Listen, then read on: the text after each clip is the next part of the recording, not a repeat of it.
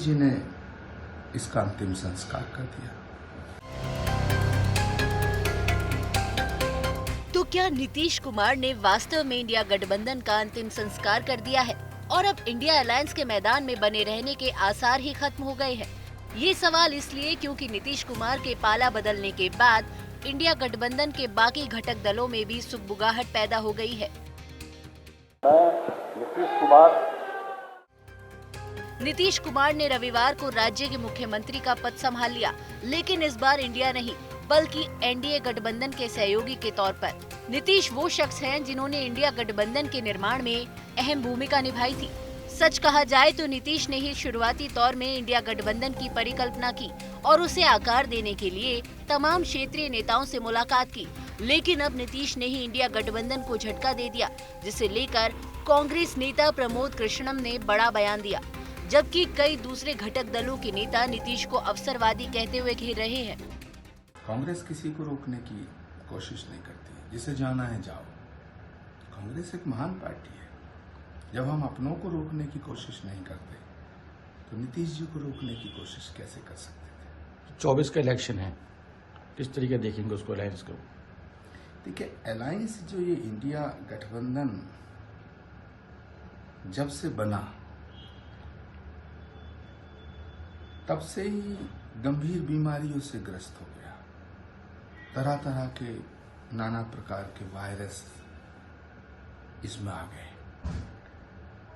फिर आईसीयू में चला गया और अंत में वेंटिलेटर पे गया, और फिर कल नीतीश जी ने इसका अंतिम संस्कार कर दिया। तो अब इंडिया गठबंधन का क्या होगा? अब तो अंतिम संस्कार हो गया, कल पटना में नीतीश जी ने कर दिया।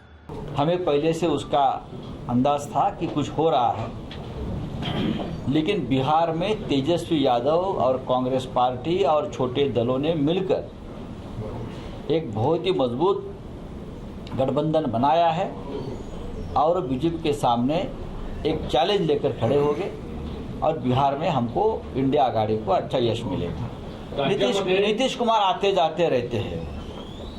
अभी अयोध्या में राम है तो बिहार में पलटू राम है। हाँ, ये दो राम की राजनीति ये लोग कर रहे हैं। पर ये अफसोस की बात है कि आखिरी वक्त पर उन्होंने हमारा हाथ छोड़ा।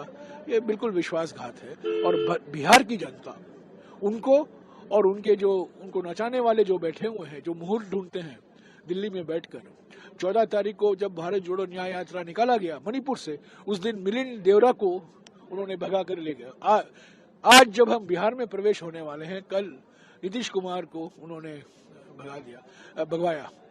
तो ये सब सही वक्त पर बिहार की जनता, जागृत जनता, नीतीश कुमार जी और प्रधानमंत्री को जरूर जवाब दें। इंडिया गठबंधन के आकार लेने के बाद से इसके उद्देश्य और नीतियां साफ नहीं हो पाई।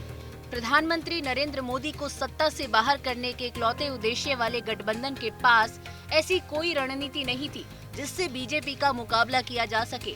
फिर कांग्रेस ने 5 राज्यों के चुनाव के बीच जिस तरह इंडिया गठबंधन को नजरअंदाज किया, उसे लेकर घटक दलों में भारी रोष था। आखिर में गठबंधन के ताबूत में कील ठोकी गठबंधन के उस फैसले ने जिसमें नीतीश को संयोजक नहीं बनाया गया। अलबत्ता मल्लिकार्जुन खड़गे को चेयरपर्सन बनाने की कोशिश हुई। अब सवाल ये है कि क्या इंडिया गठबंधन बना रह पाएगा? क्योंकि ममता बनर्जी ने बंगाल में समझौते से इनकार कर दिया है, तो अखिलेश यादव और कांग्रेस के बीच उत्तर प्रदेश में समझौता होना बाकी है। पंजाब में भगवंत मान अकेले लड़ने की बात कह रहे हैं, जबकि केरल में कांग्रेस की लड़ाई लेफ्ट से ही होनी है, क्योंकि वहां बीजेपी नहीं है। चुनाव आज तक।